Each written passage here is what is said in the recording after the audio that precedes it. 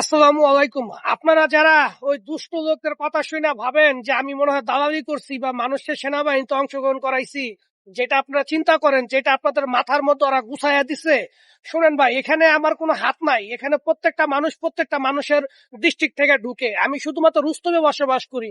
এখানে এইটা একটা ব্রিজের স্থান। হ্যাঁ, দেখবেন এই ব্রিজ থেকেও দেখবেন যে বিজ্ঞাপন দেখা যায়। ওই যে দেখেন একটা ডিসপ্লে দেখছেন। হ্যাঁ, ওইখানে যখন ডিসপ্লেটা যখন আসবে বিজ্ঞাপনটা আমি আপনাদেরকে দেখাবো। এখানে সব জায়গার মধ্যে রাস্তাঘাট, অফিস, আদালত, যে কোনো জায়গার মধ্যেই আপনারা দেখতে পাবেন। ডিসপ্লেটা আপনারা দেখে রেখেন, যখন আসবে আমি আপনাদেরকে জুম করে দেখাবো। একটু অপেক্ষা করেন, ডিসপ্লের মধ্যে আসবে। এখান থেকেই মানুষরা দেখতে পায়। এখানে আমার কোনো হাত নাই, আর আমার নামে আর কি বদনাম ছড়াচ্ছে। দেখতে পাইছেন? এই দেখেন ডিসপ্লের মতো দেওয়া নাম্বার সব দেওয়া আছে। এখানে যদি আমার নামে ওরা পায় যে আমি নাকি এগুলা করছি, আপনারা বিশ্বাস করতে পারেন ভাই, এই ধরনের অপরাধ আমি করি নাই। আমি সমস্ত ভিডিওর মধ্যে, সমস্ত কিছুর মধ্যে সবসময় সবাইকে আমি সতর্ক করি, না করি। আপনারা দেখছেন এর আগে এক ব্যক্তি রাশিয়া থেকে গেছে, তিনি সাংবাদিকতার মাধ্যমে, হ্যাঁ, সবাই তার আর কি বক্তৃতা নিছে। তিনি নিজেও বলছে যে আমরা রাশিয়াতে থাকতাম এক ডিস্ট্রিক্টে, সোহেল ভাইকে অনেকবার ফোন দিছি, সোহেল ভাই আমাদের কখনো এই বিষয়ে কখনো সাপোর্ট করে নাই, বরং আমাদের সাথে খারাপ আচরণ করছে। সত্যিকারই বলতে আমি এটাই করি।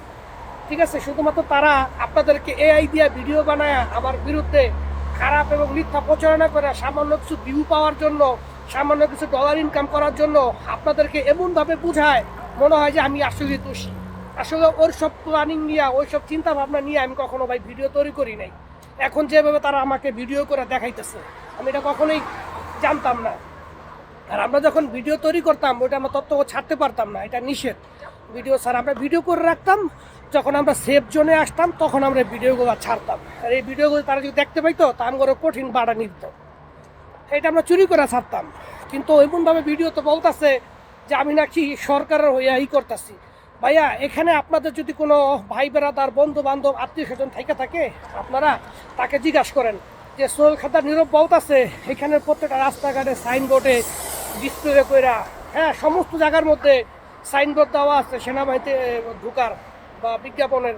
তারাই আপনার বলে দিব হ্যাঁ সোহেল ভাই ঠিকই বলছে। এখানে আমার কোনো হাত নাই। আমার একটা যথাযথ প্রমাণ দেখান, দেখাইতে পারবেন না, কারণ আমি এই কাজগুলো করি নাই কখনো। আমাকে দেখেন কি এমনভাবে উপস্থাপনা করা হয়েছে যেখানে আমি আসলে মনে হয় দোষী। তো এই ক্ষেত্রে আমার মনটা অনেকই খারাপ যে আমি অপরাধ করি নাই, কিন্তু তারা আমার দোষী বানাইতেছে। বিশ্বাস করেন, এরকম পরিস্থিতির মধ্যে যদি আপনারা কেউ পড়েন, তখন এটার বাস্তবতা বুঝতে পারবেন যে কতটা খারাপ লাগে। যাই হোক, আমি আরো ভিডিও দিব, আপনাদেরকে দেখবেন।